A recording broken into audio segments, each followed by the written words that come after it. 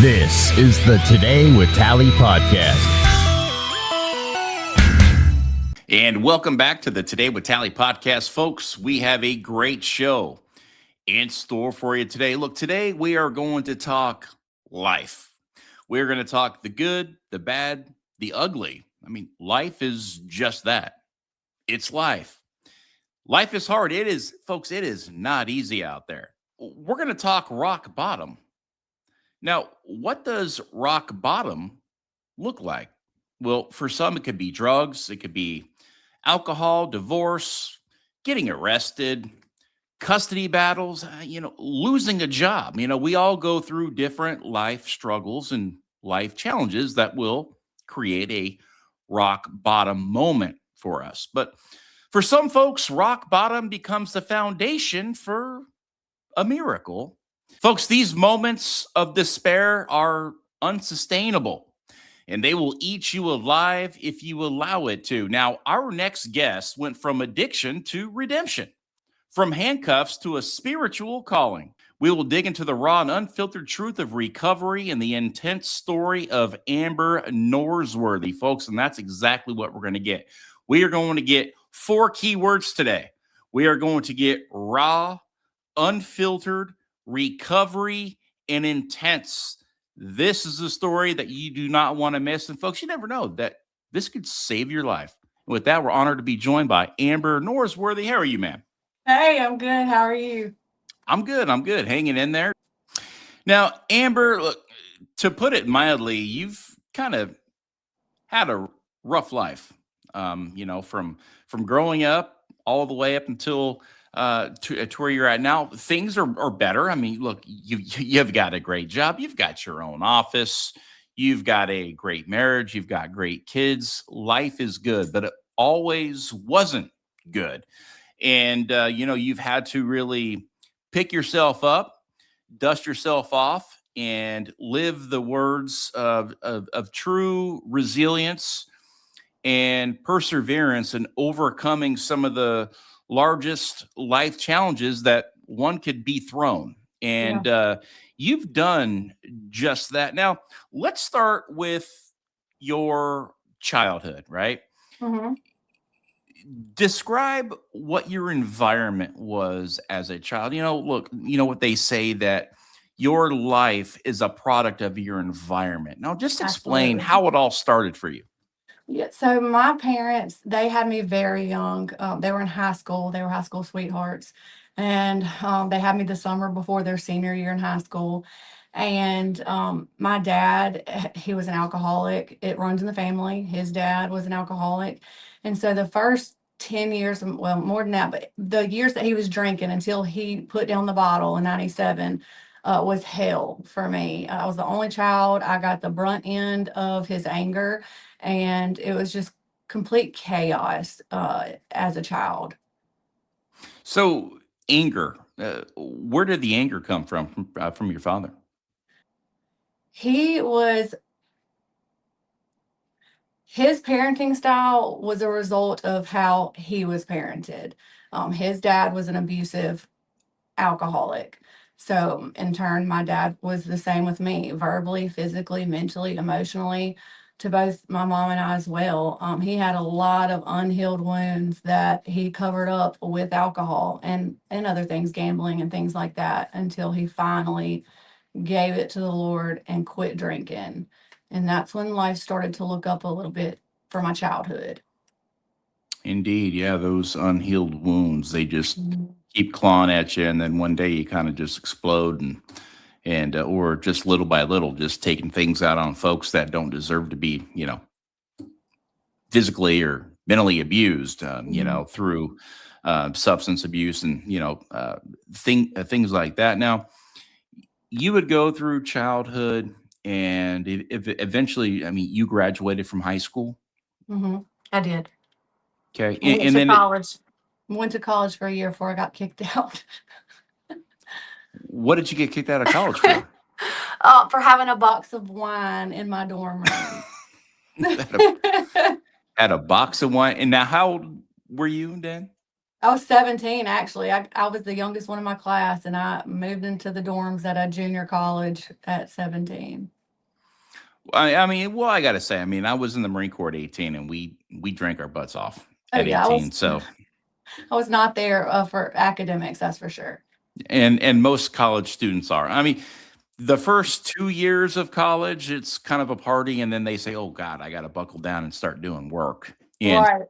so that, but so you know, you've got something. You know, you've told me something that really stuck out to me when we spoke offline, and it says that we're going to get right to it. You Yeah. had a substance abuse problem. You had an Mhm, addiction problem, mhm. and it could be, you know, that it runs in the family, and that you're just, again, you're a product of your environment, you're a product of your bloodline, and it's, you know, you said, look, I didn't just use drugs, I fell in love with being under the influence. Now Mhm. that really stood out to me. And I'll say it one more time. I didn't just use drugs, I fell in love with being under the influence. Can you explain that?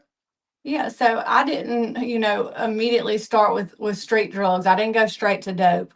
It started with like drinking alcohol with my friends while I was in high school, or um, my love for uppers and opiates came from a friend offering me her prescription medication. And I remember the first time I ever took one of her pills, it was an Adderall. Can I say that stuff on here? Adderall and stuff? Yeah, Okay. do whatever you Um, want. Okay. It was an Adderall, and I will never forget that high and how much I loved it. And I was young. I was like 15 or 16. And they say in recovery, you are always after that constantly chasing that first high because it's never really the same, and you do more and more and more to try to get that same result. And so my addiction started.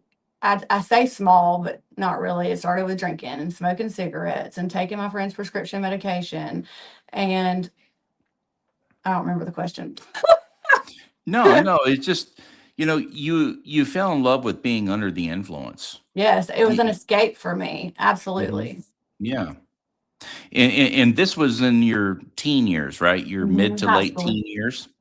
High school, yes, because I would every weekend I would go spend the night with this friend. I hated being at home. I was miserable, and her house was the cool house. Her parents were never there, and we got to run the roads and do whatever we wanted. And so I looked forward to the weekend so that I could escape mentally.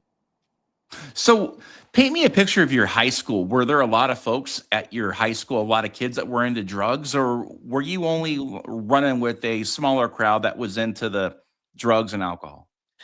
I graduated from a small high school. We graduated, I think, 14 or 15 kids. No, but we had Whoa. friends in other schools, private school and public school. And I hung out with a lot of the kids that like to party. They were not interested in sports, and they were not interested in academics. And that was the people I found my comfort in at that time. You graduated with a class that had 14 kids in it. Mhm. Yes. My And son's one high of them school was a base foreign exchange student. dude, my son's high school baseball team has like 31 kids on it. Right. He goes to school with 4,000 kids. Oh, I would die. Yeah, my big boys, they go to the school I graduated from. It's grown. I think there's 30 in their class now. Whoa, that's, man, that's a huge increase. That's what, Yeah. 100% increase? Yeah. If my math is right, I mean, you know. Yes. So, okay, so all right, let's get into this now. So you you started to dabble with prescription drugs, with alcohol in your mid to late teen years. Mm. You got into college, got kicked out of college, and by 20 you were a mother. Correct.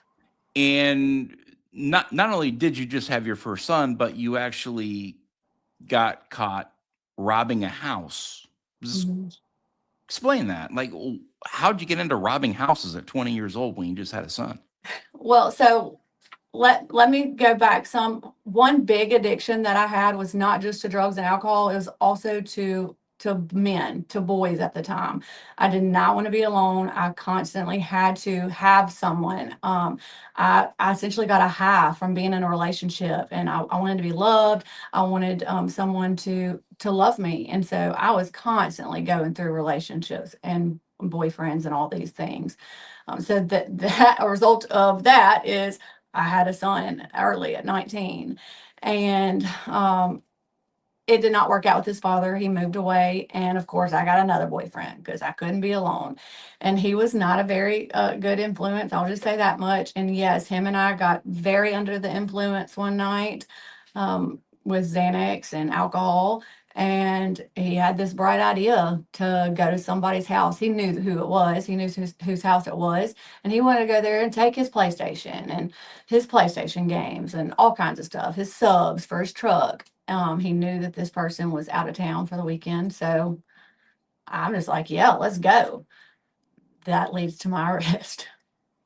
So, a night of fuel drinking and Xanax led you to go rob a house. And so, I mean, obviously, it didn't work out very well for you. You guys were caught and you had a felony arrest. Yes. So we went to this person's house. He knew that he was out of town. However, he did not know that this person's mother and grandmother were there. So we go through the window and we are taking all kinds of stuff. We're in my car, okay? He gets this sheet and he lays it on the ground. He's putting polo shirts and video games, just dumb stuff, all on this sheet, and just dragging it out and going, putting it in my trunk and coming back. Meanwhile, I'm just zooted out of my mind. I'm just like, what's going on?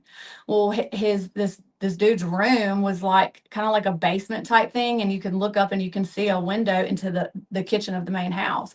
And I look up and I see this old woman in the window, and she's literally got a peach and a knife in her hand. She was peeling peaches, and she comes down into this basement room and looked at us and starts yelling for her daughter, call 911, call 911. And I couldn't even move. I was froze. I was like, I don't know what to do. So the dude comes back in, he grabs me, he's like, we gotta go. He throws me in my car and we haul butt. And we literally passed the police as we're leaving. And we're like, we got away. We got away with what we just did. And for a whole week, we thought we got away, right? So we're at his apartment one day and we are leaving to go get beer. It was like 5 p.m. And we leave the apartment. I open the door to walk outside, and I just got like this rush of wind hit me. And I remember the feeling like it was yesterday. It sent chills down my spine. And I said, something is not right. I turned the corner to go to my car, and literally like SWAT team is there. They had came from another county on a bench warrant. And they said, are you Amber McCalman? I said, yes, sir. Get on your hands and knees and now. And I was like, they came to get us. They whooped his butt. He had a rap sheet a mile long. They whooped his butt. They treated me very kindly. He said, what car were y'all in whenever y'all did this burglary of an occupied dwelling? I said, this car, my car. And he saw my son's car seat and he said, you have a child?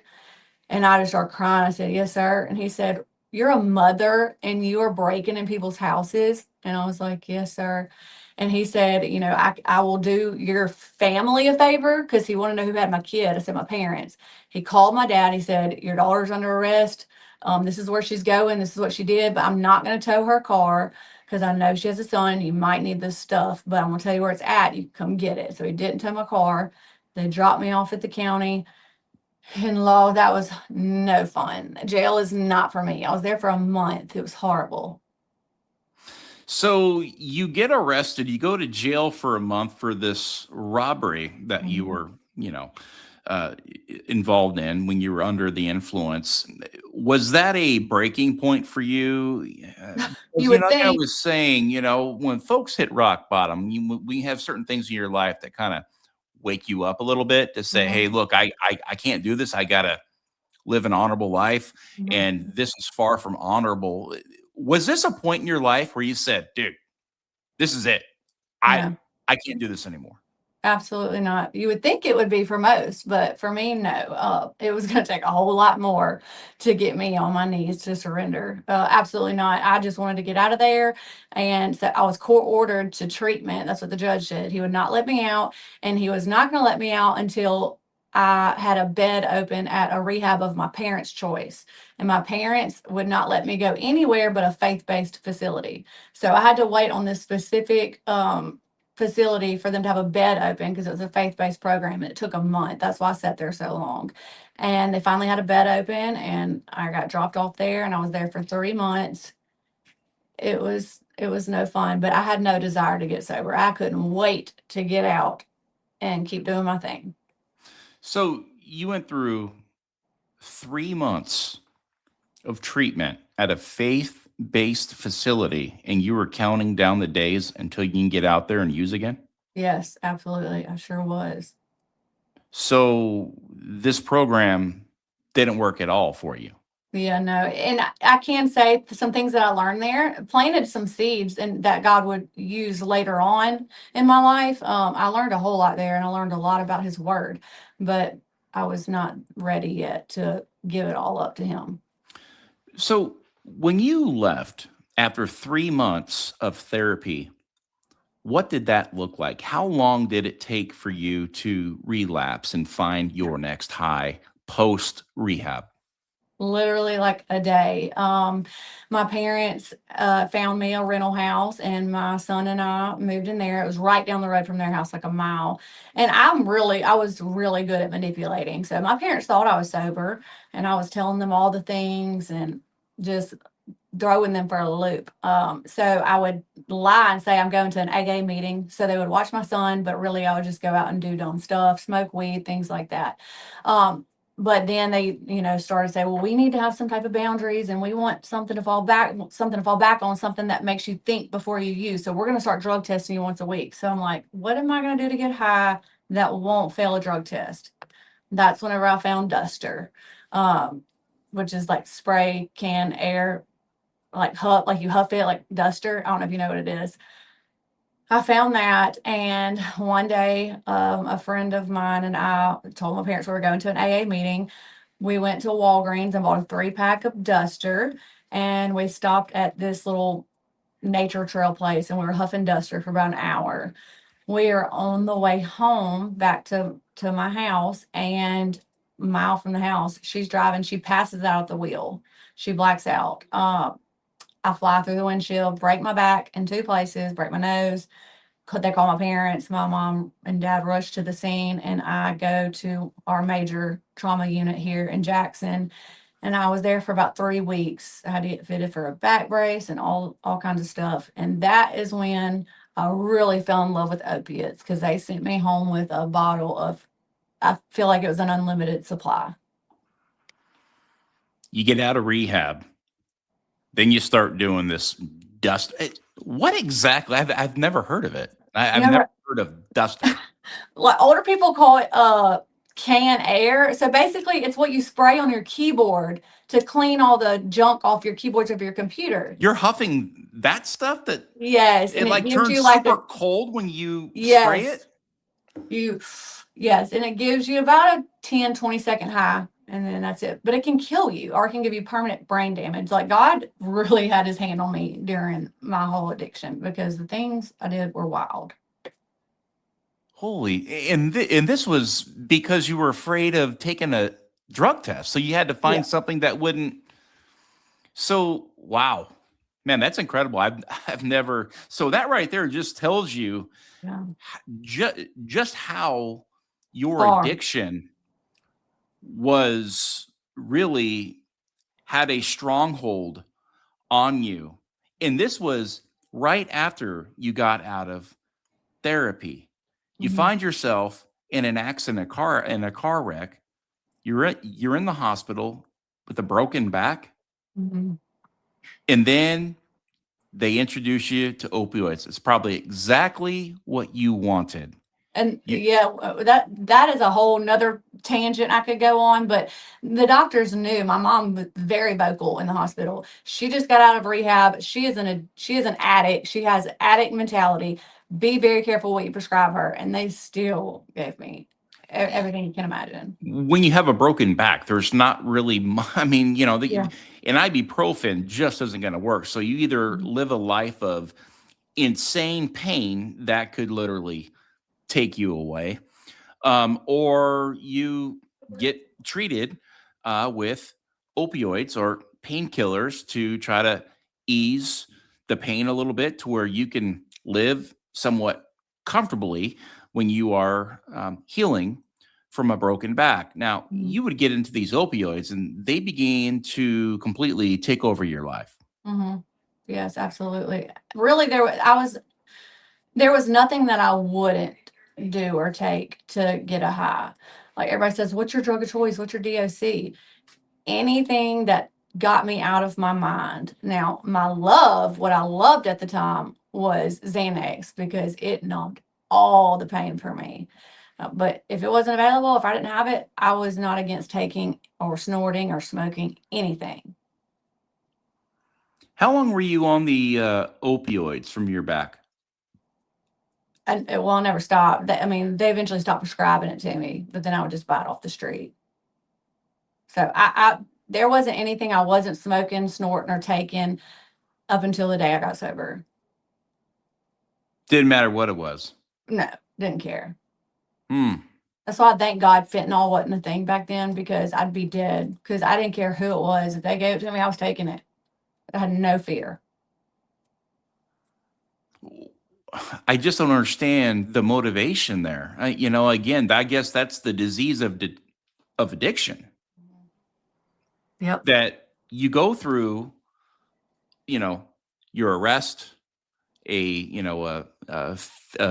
felony arrest. You go to rehab for 3 months. You get out. You start with this duster that leads you to a wreck. That leads to opioids, and then boom, everything just kind of spiraled out of control.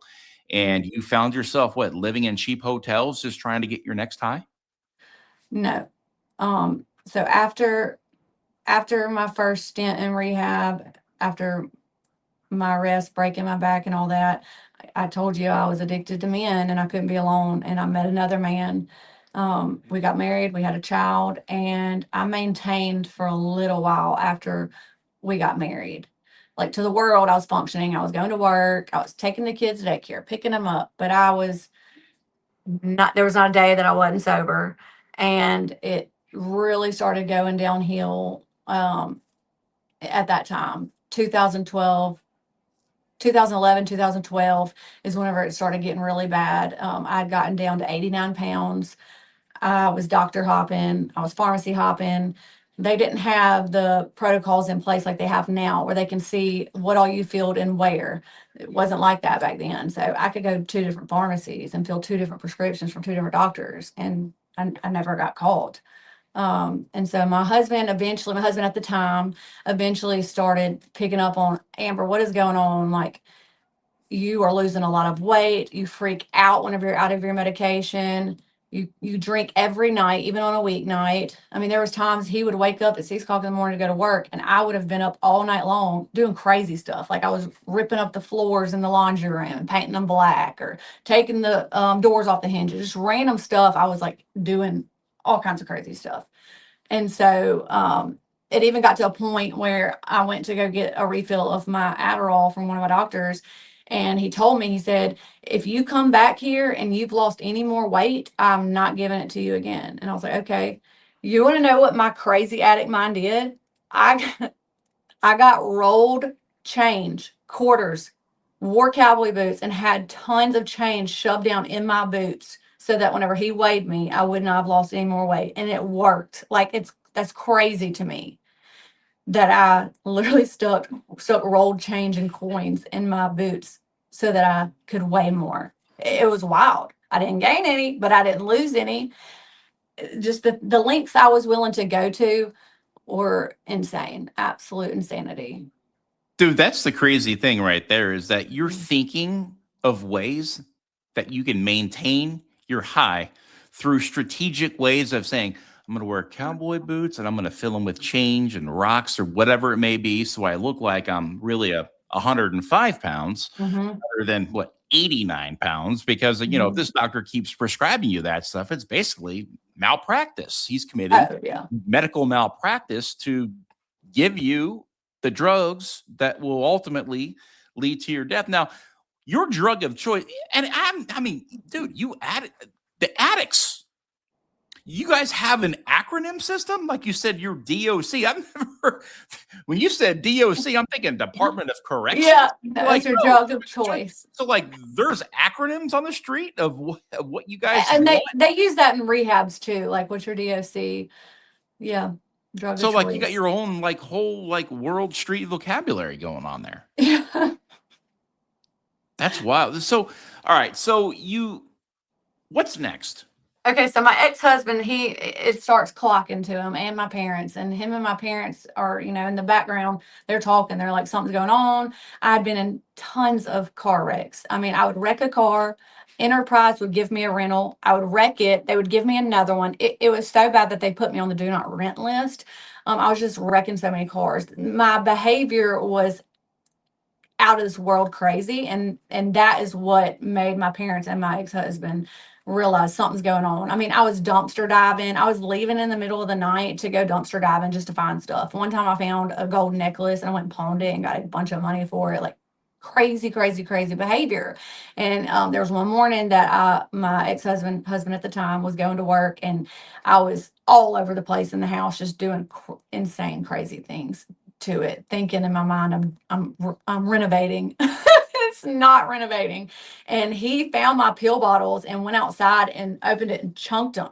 Well, it was raining at the time, and I lost my mind. I was like, oh my gosh, I just got a refill. Why would he do that?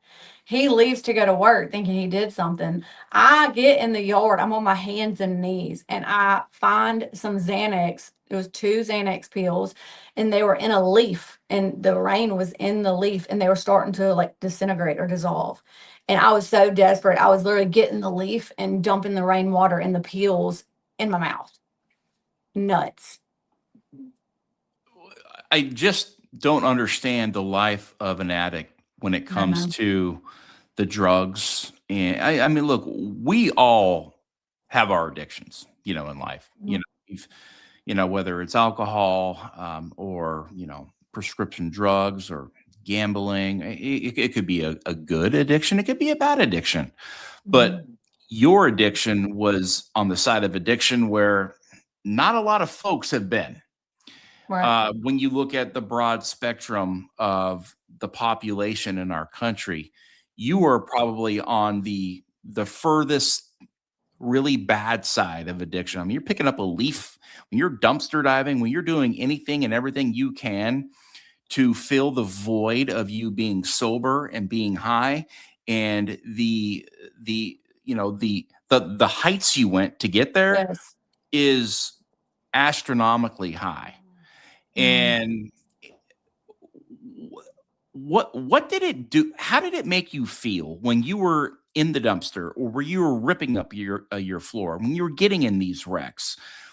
Did at any moment did anything ever come into your head and say, what I'm doing here is wrong, and if I don't stop, I'm probably going to be dead in a year or less? Nothing spoke to you like that? Not at that time, no. I was very, very selfish, and I was very out there. I didn't feel anything at all. I thought that everybody else was crazy, and my life was perfectly fine, and I was managing it just fine. I really thought everybody else was the problem. Men, drugs, alcohol, crime. Now, how old were you when you were going through all this? About 24, 25. 24, 25 years old. And what would be the breaking point for you? Like I said, rock bottom. You've been through so much, and we haven't even basically touched on the majority. I mean, it's intense. What was the breaking point for you, and describe your rock bottom? So my husband at the time, him and my parents, they went and got an emergency custody order, temporary custody order, and a no contact order for me against my kids. After the final wreck, they were like, we've got to protect these children at all costs, because I was driving with these kids in the car. I was leaving in the middle of the night. Of course, my husband at the time was home, wasn't leaving them alone, but I was not a good mother. I was not being a good mother. And I thank God every day he spared them because of the situations that I put them in.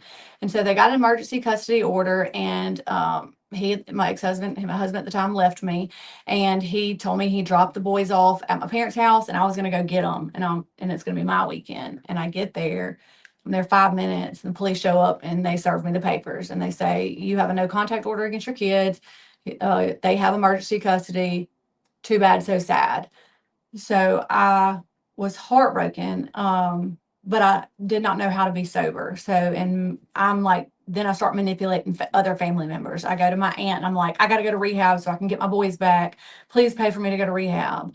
So she pays for me to go to rehab, Harbor House. I was there for 2 or 3 weeks, and I met another client, a male, start fraternizing with him. He gets kicked out, I leave, we go together. Literally absolute insanity. And of course, we immediately start using and drinking. We're living in a hotel. He's doing odd jobs to get money. And I couldn't see or talk to my kids. And so I was really sad and heartbroken. So I would use and drink even more. But I'm like living out of a suitcase in a hotel with this guy I don't even know, telling myself I'm in love and we're going to get married, we're going to get my kids back, and he's going to be a good father to them. It's sickening. It's very sickening. And so my life got real bad after that. Of course, he's out the picture after a month, I don't know, a month or two. And let me put this part here. The first, whenever I went to Harbor House in Jackson, was August 2014. Then we leave together, me and this kid that I just met at rehab. So the next 3 months up until I got sober, that 3-month period was my absolute rock bottom. I moved on to another man, and I had gotten, finally, it took forever, I got an insurance check from a car that I wrecked. My parents had bought me a brand new car, I paid cash for it because I had 2 kids and they wanted me to have a nice, safe SUV. I totaled it. So I got an insurance check, and it was for $18,000 or $19,000. This is how much of an addict I was. So I was going to go put it in my bank, and they say, well, we don't deposit it all at one time. That amount's too large. So we do in increments. You get like 3,000, then 3,000, then 3,000. And over a course of like 7 days, you'll eventually get it all. I'm like, what? No, I need it all now. And so I go to this check cash place, and I cash this $18,000 check. They charged me like $2,000 to cash it. I didn't even care. It's nuts. And I went and found a house in the hood, the actual hood of Jackson, and I saw the for rent sign, and I rented it and paid them for first month's rent deposit. And in my mind, I'm like, this is so great. I'm about to get my kids back. They're going to have their own room. I'm going to Dollar General, spending thousands. I mean, I'd be in Dollar General for hours and spend thousands of dollars on nonsense like bug spray and rugs. That is what a crackhead does. And I didn't have any furniture in there. And I don't even know how long I was there before the night I got sober. I was there maybe 2 or 3 weeks, not long at all, but I was sleeping on the floor. I had no furniture at all. But I had rugs, and I had bug spray and candles. Just the way that addict's mind works, a normal person just could never understand. If you look at an addict doing that kind of stuff, you're like, what is wrong? You need to be locked up in the psych ward. So I was with another guy, and still legally married, still didn't have contact with my boys. Rehab didn't work 2 times. I got arrested again for possession charge. And then I invited a new man into my house, and I had known that I had the custody hearing court date on November 14th was the day of court. It was on a Friday. And I had met an attorney in AA. She's been sober a long time. And she said, I want to help you. Like, you can do so much better than this. And she helped me a lot. And she was going to go to court with me, like pretty much for free. Like, I think my aunt paid her a little bit of money, but she was willing to do whatever she could to help me get clean and sober. And she told me, I said, I went to rehab for a little while. She's like, you got kicked out and you went and lived with a dude in a hotel. And then you cashed a check for $18,000 and you got a house. Like, in your mind, you think that this looks great to a judge, but it doesn't. You're not going to get your kids back. Just be prepared. And I'm like, what? So I knew I had court, and 2 or 3 days before the court date, I mean, I was really out there drinking, using, smoking meth. The guy that I had with me was a very mean and hateful person. And November 13th was Thursday night. I said, I'm going to go out, I'm going to have a good time, get drunk, do what I do, and I'm going to wake up in the morning. I had even had me a couple Adderall ready to take that morning so I wouldn't be tired.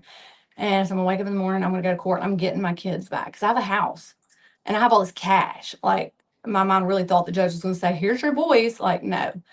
So the night before, we went to a bar and he saw some of his friends there, and he brought them all back to the house that we were in. And so I've never ever told anybody this. So he forced me to do things with his friends that I did not want to do. But I did it anyways. And so that would result in the next chapter of my life. So I miss court. Okay. November 14th comes, I miss court. My mom's banging on the door. She's got the judge on the phone, my ex-husband, my attorney, even his attorney. They all were so sick to death, worried. They thought my mom was going to find me dead. She's banging on the door, kicking, hitting windows, everything. Like, Amber. I open the door and I'm like, what? She's like, you miss court for your own children. And I'm like, I did. It was like 12 o'clock. I fell asleep on the floor. And she said, do you see yourself? Like, you're in a house full of men in the ghetto on the floor. Do you not see an issue with this? And I was like, yeah, I do. I just don't know how to do different. I don't know how to stop. Like, I just don't.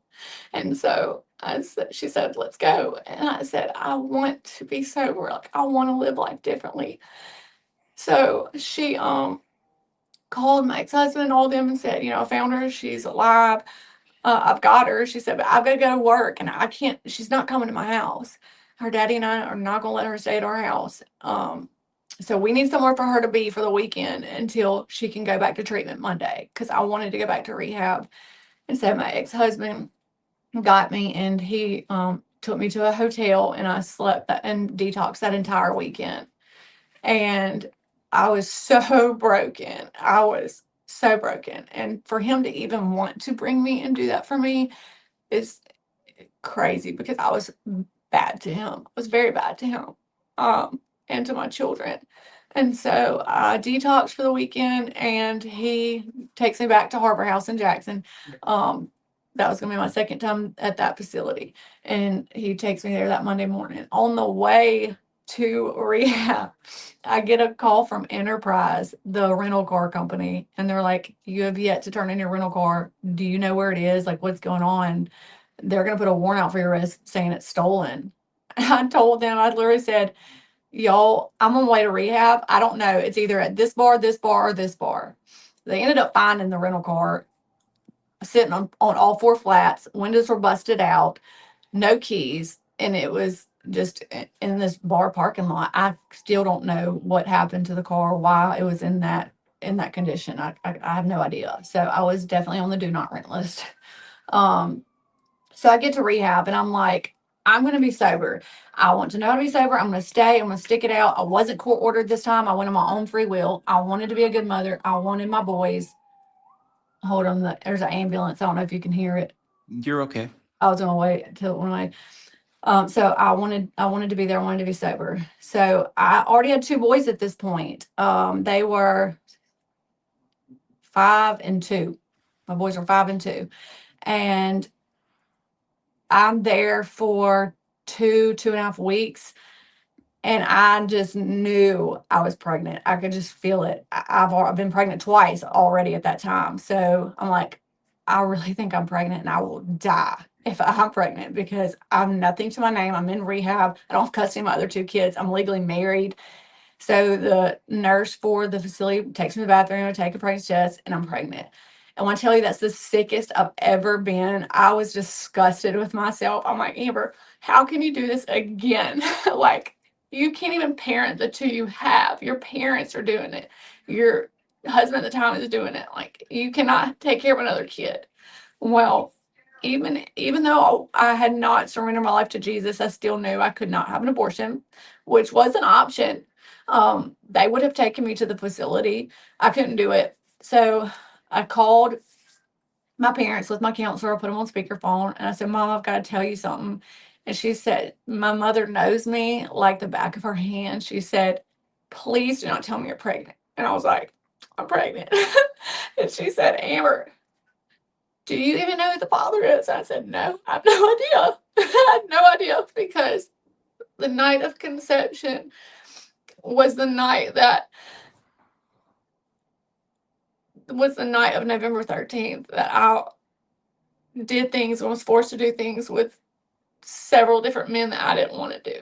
And so I had no idea. I'm like, it could be him, or him. I didn't know. So I'm legally married, I'm in rehab, and I'm pregnant. I have no idea who the daddy is. And so we prayed about it for months. Like, I finished the first phase of rehab. I went to the second phase of rehab. And in the second phase of rehab, you have to get a job and they take you there and stuff like that. And so I prayed about adoption. My parents prayed about adoption. And I just, God was telling me, keep him, keep him. It was another boy, my third boy. And so I ended up giving birth to him on July 24th, 2015. And he's my third boy, and he is so precious. He is the most precious kid. So him and I went to the third phase of treatment, and it was a sober living apartment complex. He was the only kid there. I actually had to beg for them to let me go there because I didn't know what else I was going to do. I had this baby with me and nowhere to go. So they let him and I have our own little apartment complex, and we stayed there for a while. And then once I'd proved myself and I was sober and I was doing the things I needed to do, my parents got me a house. They bought me a little house, and him and I lived there, and I got to get my big boys on the weekend, and I got right back to them, and I got them on the weekend, and I was going to AA meetings, and I was having to take care of follicle test and urine drug screens at any time my husband at the time, ex-husband, anytime my ex-husband said, go take a hair follicle test, I had to go within 12 hours, court ordered. That was for 5 years. And so we legally could, I didn't say this part, I'm sorry. In the hospital after he was born, we had a paternity company come, because you can't get divorced in Mississippi while you are legally married and pregnant. Like, you can't get divorced. So I had to wait until he was born to get a paternity test. My husband at the time was not the father. And so then he divorced me after he was born. Do not blame him at all. Do not blame him. So I'm still needing to be needed. I'm still needing to be loved. I'm not doing dope and I'm not drinking, and I'm working and I'm going to AA meetings, but I'm still yearning for something more. So I'm meeting guys in AA and hooking up with them and start dating different dudes in AA. And I started dating this guy named Michael that I met in AA. And my new baby was a couple months old. And we dated for, I don't know, 3, 4, 5 months. And he actually had a relapse on heroin. And I found him overdosed in his sober living house. It was very traumatic. I've never seen a dead person until then. I had to tell his mother that he was not alive. It was very hard. I don't know how I stayed sober through that, because I wanted to use so bad. I really wanted to use. And I wanted to escape that, because my crazy psycho mind, I literally thought we were in love and we were going to get married and he was going to father this baby. So he died, and then I'm in an AA meeting a week later, and this guy walks in. He has a shaved head. He has a head tattoo, got these really cool high socks on, and he's coming with all the rehab guys. And I'm got a house with my kids, and I'm just going to meetings, and this dude's literally in rehab still. And I looked to my friend and I said, "Oh my gosh, that dude is so fine. I'm going to marry him." She's like, looked at me like, "Are you crazy?" And I was like, whose boyfriend dies and a week or two later you see another male and already plan a future with them? That's what a sick person does. And I was still very sick and I just wanted something more, but I didn't know what. And so we leave the AA meeting and I start asking everybody in the community, "I've got to find out who this dude is. He's got a head tattoo. His name is Tyler," because he introduced himself in this meeting. "My name's Tyler. I'm from South Florida." So I'm asking everybody, "Who's this kid? Like, I got to meet him. He's so cute, so cute." So about 2 or 3 weeks go by, and a friend of mine sends me a Snapchat picture and says, "Look at my new roommate in my halfway house." And it's of him. And I said, "That's the guy I've been looking for. Oh my gosh, he is so handsome. I want to marry him, bring him to my house now."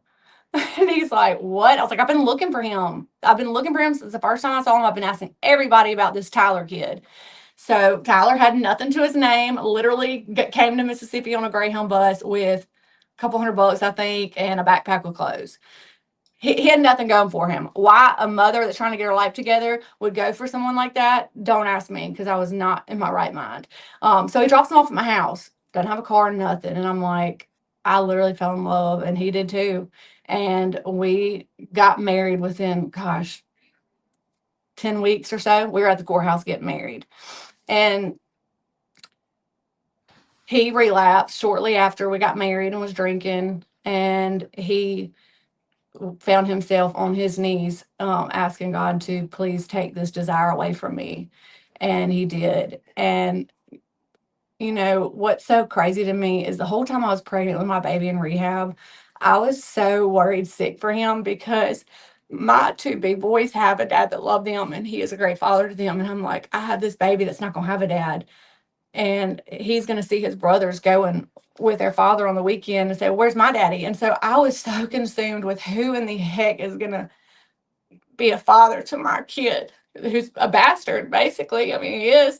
And then, God brought me Tyler and he transformed his life in a way that the only explanation of how he is who he is today is Jesus. There's no other explanation for that. And he's Owen's daddy, and he got to adopt him, and he has been a godsend to him. Um, and he's been in his life since he was 1 year old. And that right there is the biggest miracle to me, is that God answered my prayers in early sobriety that he would provide a father for Owen, and he did. Mm, mm. Incredible. And look, I sincerely, and I mean this from the bottom of my heart, appreciate you getting so vulnerable, and telling that tough story. And that's not easy, Mhm. especially the trauma, the wounds, and all of the worst days of your life, all kind of combined. They're just kind of, it was like a run-on sentence, right? Mhm. It just keeps compounding like interest and getting worse and worse and worse and worse and worse. And you have, rock bottom, and then it gets deeper. It gets deeper. It gets deeper. It's like, holy cow, and it just keeps getting deeper. Am I ever going to claw myself out of this concrete building that has 40-foot walls and there's no door? The only way out and over this addiction is to climb this 40 feet, and I don't even have nails left because they're just bloody, and they're just so torn and blistered. I don't even know how to get out of here. And you just find yourself trapped inside your head in a spiral of horrible thoughts and emotions all overcoming you, and you don't know which way's up, down, left, or right. All you know is that what you know in that moment, in that second. And so man, I do feel horribly for you and the positions that you've been put through in your life. And especially that one night. I think that one night was a turning point, in your life. And sometimes the horrifying, those horrifying moments are the only points in your life that can be that turning point. But it was very honorable what you did, and keeping your son and seeing him, who he is today, and Mhm. the young man, right? The young man Yep. he is, He's and almost 11. yeah, yeah, that's incredible. I mean, it truly is. There's not a lot of women in your shoes that would have done what you did, and keep is it it's baby Owen, right? Hmm. Yeah. And man, I just you've kind of left me really speechless. That story. I'm sitting here and I'm like, oh no, no, no, no. And the one thing you've kind of taught me today is that when you're dealing with addiction and drugs and men, the the vulnerabilities that you show when you're out there being a female running with a lot of bad guys is that they are very predatory. It Hmm. seems that as if is what they did to you, and nobody deserves that. And it's sad that they committed a crime that night, whether they want to think so or not. And that's just it's sick, it's twisted, it's not right. And taking advantage of people under the influence is the bottom. It's the bottom of the barrel. And and I know you were in a very, very, very bad place, and I know those guys were probably in a really bad place in their life at the time, and that there's nothing good that can come out of it except for Owen. Hmm. And we'd find this out um, shortly thereafter that. Hmm. But you meet Tyler. Tyler is the guy that has the tattoo on his head, and he's kind of going through a lot of the same things that you had been through in life. And you guys would meet up and become married very, very quickly. Yeah. He said he relapsed on alcohol, and then all of a sudden he prayed and said, Just take this desire away from me." Has he relapsed since that moment, or have you relapsed since that moment? No, so I've been free from substances since November 14th, 2014. Um, Owen was a big factor in Tyler's sobriety because and some of the listeners might not know, but he's adopted, and he looked at him like I couldn't imagine him not having somebody love him like my adopted daddy loved me.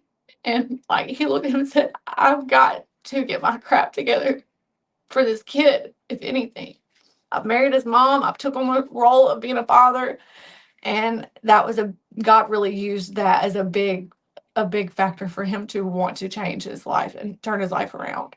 But yeah, so we got saved and baptized, and right after that is when Tyler relapsed after he asked Jesus into his heart because the enemy really came for him very, very hard. We had the whole entire church praying for him, and before I got pregnant with our daughter, and yeah, he God brought him to his knees really quickly. I'm thankful it wasn't a long, extended bender or relapse, and he asked God to take the desire away, make him physically sick thinking about putting the bottle to his mouth, and God did that, and he's been sober since. And then we had a pretty precious daughter who's 7 now.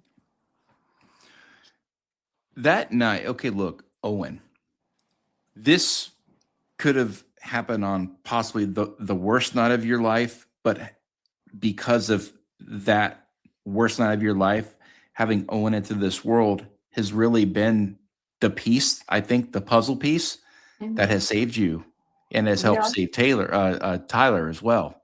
Mhm. Yeah, absolutely. And like, I no, I don't ever want anybody to feel sorry for me or anything because there's a freaking ambulance. Sorry. It's okay. They're so loud. They're probably going to the ER. Um, I don't ever want anybody to feel sorry for me. I put myself in all of those positions, know what they did was not right. But I have been so much good has come from that because I'm able to share my story. I can't even tell you how many women find themselves in similar situations that are considering abortion. That I'm able to share my life with them and say, look what God did and what He brought out of this horror story. Like He can do the same for you if you let Him. And so it is like it has been the one of the best things, honestly, because I've been able to help so many women with it, and I love that. And God can use whatever horror story you have, the worst night of your life. If you give that to Him, He can use that to help someone else that's going through the same thing. How do you speak to somebody that's walked in your shoes and you tell them that if you give it to God, if you tell Him, if you surrender, you can do what I did. You can save your life. You could save your unborn baby. But how do you get that into into their heads when you were somebody that nobody could get through? Right. Well, a lot of people, let me think how to say Like, that. how do you surrender? How do you do it? Because that's the question that every addict out there is going to want. They're like, Mhm, I want that. I want to speak to God. I want to have a relationship. I want to heal myself. I mhm, want to reinvent myself. I am a remnant. I want to do good. But how mhm. do I do it? How do I get there? How does it begin? I literally, you honestly, you physically get on your hands and knees and you say, God, I am powerless to this addiction. I cannot physically stop this addiction on my own. I want to, I can't do it. And I need you to meet me right here where I'm at. No matter if it's a hotel room, dope house, doesn't matter. You meet me right here. And you literally take it one step at a time. 1 second at a time is how I took it in the beginning. I would continue to do the next right thing, the next right thing, the next right thing. And I would have to force my brain not to focus on the future or worry about the future. And I would say, today, I'm going to work on this and do this, and I'm going to stay sober today. And then the next day, and the next, and you look up, and you next thing you know, you've got a week sober, a month sober, a year sober, 11 years sober. You just have to take it a day at a time and let God lead you. But the way to do that is to stay in constant communication with Him. And what does constant communication look like for Amber Norsworthy? For me is getting the word. Of course, I'm human. There's times that I don't feel like reading or I don't feel like praying. I have to force myself sometimes, or I have to pray for the desire. When I pray for the desire, He always comes through every single time. Whenever I have to pray for the desire to read, and I get in the word and I start reading, every single time He speaks to me through His word and teaches me something that I needed to hear, or I learned something I didn't even know. I have a large group of friends that have walked similar roads, but they also have surrendered their lives to Jesus and they're living the same life I am for Him. And so that helps because I have accountability partners. My husband and I, we do small groups together with other couples in the community. And my biggest thing that helps me the most is helping others. Whenever I get out of myself and I give to someone else, it is so freeing to me. I get more out of helping others than they probably get from me helping them. I find true joy in it. I love it. It justifies everything, for, Mhm, and okay, now I'm on the other side of this. I'm the person that could give good sound advice mhm, through my experience. When I think the reason why so many of these rehab centers fail, and I mhm, think the reason why so many psychiatrists and psychologists fail at their job, these therapists, because they haven't been in the dumpster. mhm. They Yeah. haven't been in these houses in the hood Mhm, with men and drugs and heroin and coke and Adderall and all these really bad things. They haven't had years and years and years and years and years of hardship and not knowing if you're even going to get out of this day. You don't even know where you're at. You're in a cloud. You're just you you're there, but you're not. You're mhm, just you're just a thing, Yeah, they don't but get it. not empathetic, not sympathetic, not, just like I don't even know. I was like, I was sick. I was broken. Mhm. Unless you have lived that experience, it's going to be really hard to try to heal somebody that hasn't been there. Mhm. And I think that's where you are the most valuable in your community and doing the work that you do in helping others save their life, not only through the word, right? With Jesus in your life, but really saying, look, I've been here, and I know Mhm. exactly how you feel, but you're probably gonna relapse again, and you're probably gonna relapse. I mean, look, let's just be honest Mhm. here. I mean, it took you what 3, 4 times to get Yeah. through, and that was just rehab, and it probably took you Mhm. hundreds of times of saying, okay, I'm not doing it again, and then you do it. I'm not doing it again, and then you Mhm. do it. So I think hearing it from you and telling the story and being Mhm. vulnerable and putting the truth out there, because Yeah. look, people want things to be sugar coated, and when you sugarcoat something, that's when people always go back. They go back. But if you come out with the hard truth, with the real raw, and be real with yourself, and I think that's where people will start to say, all right, so I have an opportunity here to not get in that wreck. I have an Right. opportunity here to not have this pregnancy, if I can just listen for a moment and Mhm. surrender and put myself in these positions that Amber said, look, this will work because I'm a testament to it. Mhm. I've lived it, and I can tell you it does work, but you have to surrender yourself. You have to pray for that desire to want to fix yourself. You can only fix yourself if you're ready to fix yourself. This is why people relapse all the time. They're not ready yet. They're Right. not ready yet. All Or they're this, forced.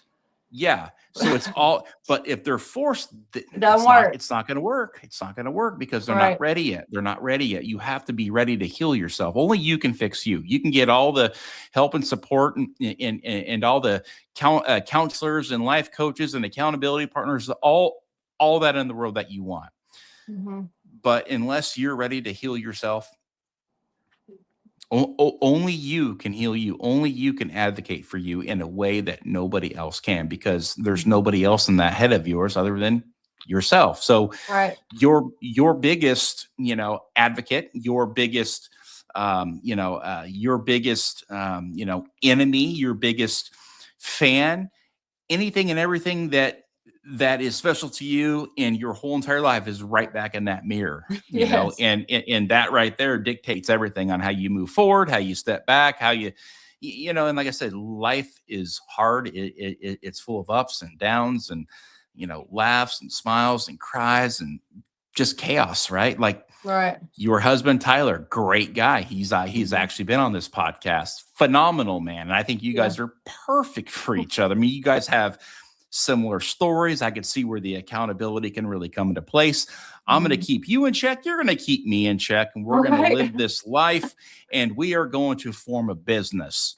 And that business is what you're doing now with Mhm. Tyler in this second chapter of your life. And I know you have been sober for 11, almost 12 years, but it Mhm. truly is a second chapter in your life, because this business is what, only a year old? Yeah, so I mean, the first chapter is learning how to be a productive member of society, right? Like doing your taxes and not getting into a bunch of debt and keeping record on your checkbook. Those are things addicts don't do. So in early recovery, it was learning how to do that, getting your oil changed, just things that normal people, normal everyday people think like, duh, we do that. Addicts don't do that. So I was learning how to be a mother, I was learning how to be a wife, and I was learning how to be an employer. I mean, learn how to be an employee. So that was the first chapter. We got what is it? Okay, so we got good with our finances. We crawled our way out of my debt, the debt that I'd accumulated due to addiction. And today we don't have debt, and we know how to save money, and we know how to tithe and give back to people in need. That's something never did an addiction. So yes, we started a business. Tyler felt convicted and said, I'm tired of giving my money to all these companies that don't believe what I believe in. I don't want to give money to companies that want to use aborted babies for stem cell research. Like, that's just one example. So he wanted to start a faith-based activewear company, and we've been doing it for about a year and a half, and it's a learning experience. Having a small business, I've always seen and heard people talk about being a small business owner and how it's difficult and the struggles. It is so true, but I wouldn't change it because I love it. It's fun. You had to integrate into society, not reintegrate, Hmm. because you had never really integrated. Right. I mean, Yeah. it started bad, it got really bad, it got worse, it got it got to the worst it possibly could have gotten, and then and then you begin to heal. You begin to Right. get 1% better every single day. You integrate into society. You become a successful member of your society, somebody that is going to contribute to your community, and you've done just that. Now, your Hmm. business, right? So you go from integrating into society, into entrepreneurship, and correct me if I'm wrong, it's TDBLA, right? The Dying Hmm. Breed Lifestyle. Lifestyle Apparel. Yep. What's the whole mission behind it? Really, the mission is just to give people a way to purchase active wear from a company that has views and beliefs that your views and beliefs align with, without having to spend a small fortune. We try to keep our prices relatively low. Everybody tells us, Amber, your stuff is such a good deal, and I'm like, we're really not out here to get rich. We want to tell people about Jesus, and I love to do like giveaways and raffles. I love giving stuff away. So like every few weeks we'll do a giveaway to somebody, tag your favorite teacher or your favorite police officer, and so we'll draw a winner and give them stuff. And whenever we send out our packages, it has a card and it has a mission statement and it says who we are, what we're about, and it tells them about Jesus. And it comes with a sticker and a "What Would Jesus Do" bracelet, and that people love that, especially the "What Would Jesus Do" bracelet. They're like, Amber, I wear that, and throughout the day I'll look at it and I'll like, do I really want to act like this? What would Jesus do? And they look at their wrist. That is my favorite part. You know what the cool thing is?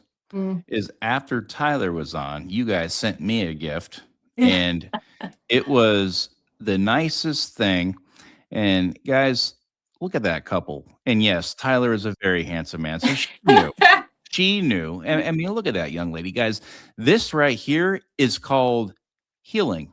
Mhm. This is redemption. Both of these folks, look right there, folks, were done, done. Jail, Mhm. felonies, arrests, drugs, hotels, benders, not knowing this, that. I mean, literally Mhm. into saving your life because you guys made an informed decision to say, no more, we're done, we're not going back, we're not going back. And then I'm going to marry this guy with a tattoo on his head, and we are going to become life partners. We're going to become accountability partners. We're going to be great parents. We are going to start a business, and we are going to do it our way. Mhm. And it says here, our mission: we seek to empower individuals to embrace their true identities as defined by Christ. We believe by confidently wearing our brand, you will be fostering a movement of hard work, integrity, and traditional values. We strive to inspire a generation that lives out their faith unapologetically. Mhm. And that is the Dying Breed Lifestyle Apparel Company. Folks, you've got to go check them out today at tdbla.com. That's tdbla.com. And this is the message that they sent me. It's from Joshua 1:9. This is my command: be strong and courageous. Do not be afraid or discouraged, for the Lord your God is with you wherever you go. And that right there just gave me goosebumps, not to mention the personalized message that you guys gave me. And I am sincerely thankful and grateful that not only you guys have become new friends of mine, but for the message of hope that you have for everybody out there to share. And, because what good is a story that you have if other people don't know about it? Because you could be saving a life. Every single day, you have the opportunity to save a life. Every single day, we all have an opportunity to save a life. Words matter, right? And if you can add value to somebody, and adding value couldn't be, I was there and I did this, that, and this, and that, and I used to do this and that. But guess what? I found a way out, and it worked. And not only did it work, look, I could prove it to you. I've got the receipts. I've got receipts, right? Got the mug shots. I know this works, but you have to trust yourself. You have to trust the process, folks. This isn't something that happens overnight. This is a lot of failing. It's failure after failure after failure after failure until one day you're not going to fail anymore. Because as long as you're here, you have a chance. As long as you're here on earth, you have an opportunity to win every single day after you fail. But guess what? Fail is the first attempt in learning. And we all know that sometimes, hey, us knuckleheads, we need it. We need it. It takes a few times. But once you pass that test, the tests become easier and easier and easier. And God will give you those cheat codes, if you will. And I don't mean that in a bad way, because we all need cheat codes in life, because if we can make it a little bit easier on ourselves, hey, that's a win-win situation for everybody, folks.